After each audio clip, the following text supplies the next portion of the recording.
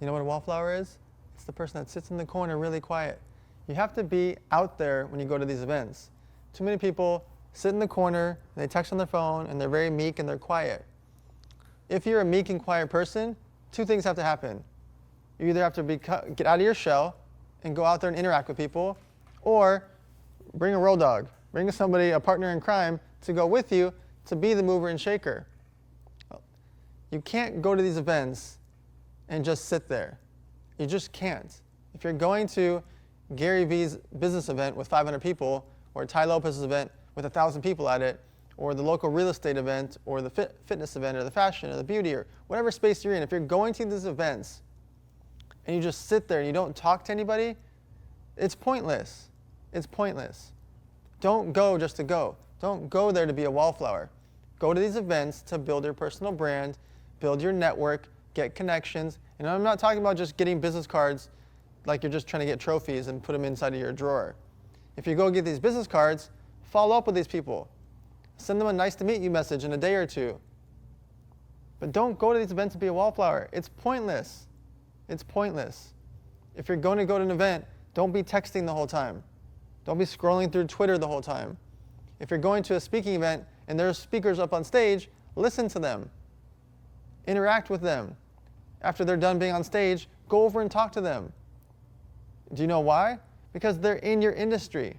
They're in your space. So anybody that's speaking at these events is connected.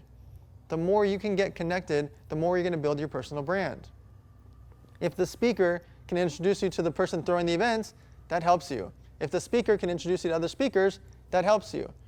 If the other people in the crowd know the speakers or are talking about it, that helps you. If you can create videos with the speakers and say, hey, Gary Vee, tell me about your speech today and blah, blah, blah, the 3 best tips you would give my followers. Now you just have this amazing video with Gary Vee that you just got speaking while he was speaking at an event. And it took you 46 seconds and a quick recording and no professional camera. And then you go to another business event, and it's a real estate mixer, and you interview the person throwing the real estate event. You take a video of them and yourself and say, hey, Gary, or sorry, let's call him something else. Hey, Robert, I noticed you're throwing this real estate event here in Wichita, Kansas. This is the 4th time you've done it. Tell us about it. And you have him on camera, and for the next 43 seconds, he says, well, it's my 4th event. I really wanted to bring real estate people together in our city. Wichita, Kansas is amazing, blah, blah, blah, blah, blah. The next day when you post that video and tag him, he's most likely, Robert, is most likely going to repost your content. Why is that important to you? Because Robert is thrown 4 real estate events. Guess who his followers are? People in your space. So by just making him feel good by doing a quick interview and showcasing him on your social media profile, his might be half your size or 10 times bigger than your size. But you know everybody following him is in the real estate space and show up to his events because you showed up to his event. So don't be a wallflower. Get phone numbers, get business cards, take photos, take videos, and you're going to see yourself grow your personal brand at a much more rapid pace.